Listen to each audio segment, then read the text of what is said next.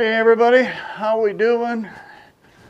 Yes, I know we're a little late on this video, but things didn't work out quite the way they were supposed to. Hang on just a second. Let me get this door closed. Just a second.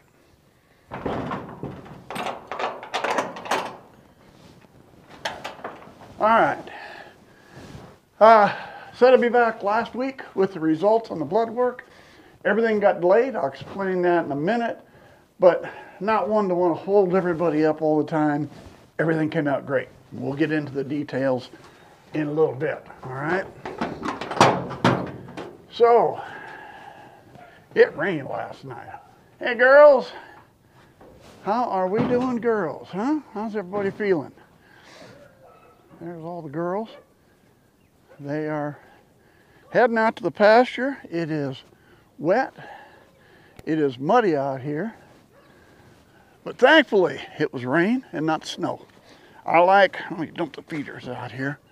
I like wet instead of white.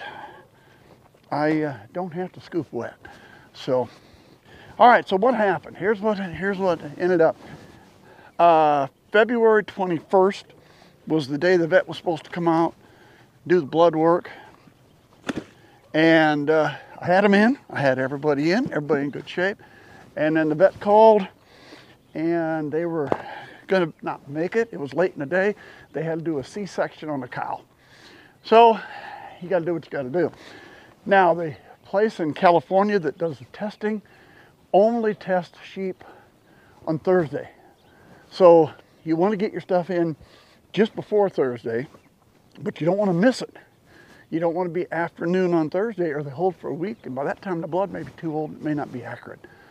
So we delayed till the next Monday, which was the 28th of February. And this time we did it at 8 in the morning. Figured that way it would play a little bit safe and we wouldn't get delayed. So vet came out 28th. We drew blood on all 10 of the ewes here and sent that in. I got a notice from them on Wednesday that they had the stuff was there. Thursday they did the test, and by Friday afternoon I got my results back. All 10 ewes are bred. We knew most of them were because they got bellies, but like the 2021s, some of those it's a little hard to tell, but all 10 are bred in good shape there. And better yet, all 10 tested negative for CL and OPP. So the two main diseases you'd have with sheep, everybody is negative for both of those diseases. Now, we will take in April or May and test all the rams. We're going to get all the rams tested in April and May, and just to make sure they should all be negative because they either came from the same place to use or they were born here. Half of them were born here. So we should be, and they were born from the ewes that are negative. So we should be in good shape, but you got to test them. You got to make sure. Spend a little money, and they're going to hurt. We'll get them tested in probably April, maybe May, I don't know. Either way, we'll get them tested, and when they're all negative, for sure, then we will know the entire flock is negative. It's a tested flock, and we'll know we're in good shape. So I'll be very happy when everybody is negative. At that point in time, what we'll probably do is close the flock. In other words, I'm not bringing anything new in. I've got enough rams, enough ewes, we can diversify the breeding. And it'll probably get us by for at least 2, 3, maybe 4 years getting by with that. And at that point in time, then you might be in a situation, hey, I want to bring some new blood in, and that's fine.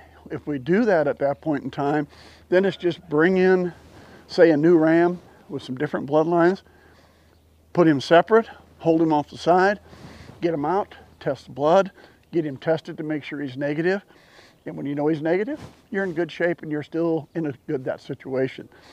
But that could be 2, 3, 4 years down the line before we even have to worry about that, because with the various rams that we have and the various ways we can cross back and forth breeding, we don't have to worry about that. We can breed and make sure everybody is far enough apart so we don't get too close in our breeding. I mean, a little line breeding don't help, but we don't want to get into too much of the inbreeding. Dub, how you doing? There's Dub on the right. I guess my left, her right, whatever that is, the left side. She's not the first one due, but she's pretty close. She is probably less than a month off. Bingo, that Bingo right next, that's Blackie's, one of Blackie's ewe lambs. She should be bred too. I'm not sure what the date is on her, how close she will be. But as I'm staying here on the 5th of March. You might be seeing this on the 6th of March or after. 26th of March should be our first lambs. At least that's the dates on the deal. We'll see how that works out. Right now they're still out in pasture. I cleaned this out. It doesn't quite look like it, but I cleaned this all out the other day. I got the tractor, got everything cleaned out. Got a pile over there.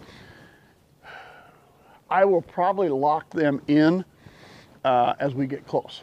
When we start getting a little closer, I'm probably going to go ahead and lock them in. That way, if I get one with lambs, I've got them where I can get a hold of them. And the main reason is, and if you are new, here's the catch pin. This is the catch pin we always use when we're bringing them in.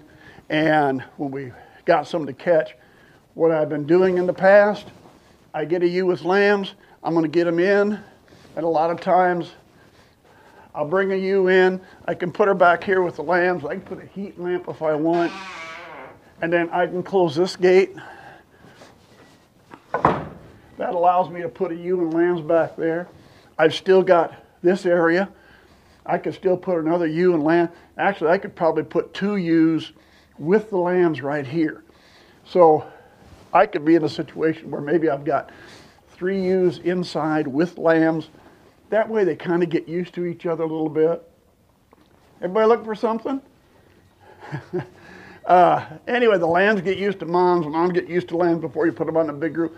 I can keep them in. If we get a little nasty weather, they're inside here. I could even open this gate, let them out to that pen if I want. I have even taken inside the main barn, set up small pens in there. And I could put 1 or 2 in there. So, but usually we're set in here. You can take 2, 3, 4 with their lamb, and they may only stay in 2 or 3 days. And then after 2 or 3 days, I'll kick them back outside with everybody else. So, but that's the way we're kind of set up for that. We can bring a few in if we need to. Chance of thunderstorms again tonight, about 4 or 5 days from now. Then there's another chance, but this one could be snow. You know, we're still in March, that one could be snow. So we're almost the time of the year, I might leave this door open at night. I might leave this at now. They do have this whole area. But if we start getting close to lambing, next week still isn't close. That's still 2 weeks off. But if we're starting to get halfway close on that, then I may take, if we're getting snow or cold, I may leave this door open. Let the ewes have this whole area here. Let them come all the way back up into here too. Let them come back up, let them get plenty of space under cover. So that way, just in case one's getting ready to lamb, she's got plenty of room to get away from everybody and still be under cover, not out in the elements, not out in the rain or the snow or whatever. So, but all in all, I am very happy to find everybody is negative. I kind of thought they might be, but man, you just never know. You could never be sure. So I am just thrilled to find everybody is negative for the CL and the OPP. I'm very happy to see all 10 are bred. And like I said, we get the rams done in a month or so, and that way I can ensure everybody is negative. Then I'm going to be dealing with a negative flock.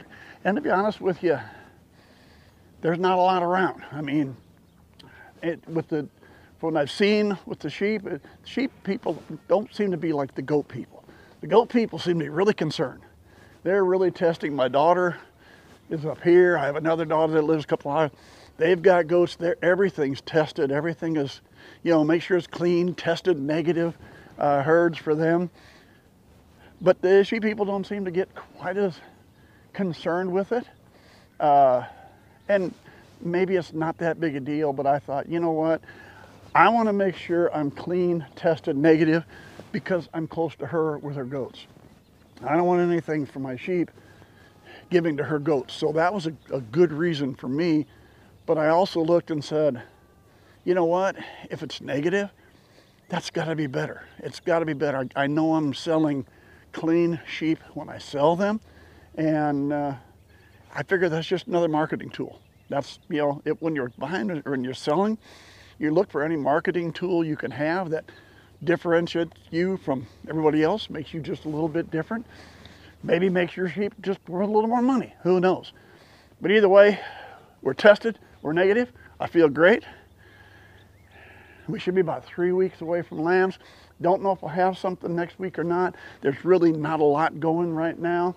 So I do have I mentioned our newspaper is putting out an article here this month now in March. I spoke with that guy just the other day again. I don't know what week it's coming out. It's got to be out in the next 2 or 3 weeks. So for me, that's about the only thing going on is when that article comes out in the paper and get a little publicity. Never hurts to have something like that.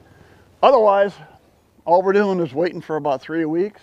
If I've got anything that comes up, we'll sure get a video on it. But for now, we're tested. We're all bred. We're all in great shape. And looking forward to babies.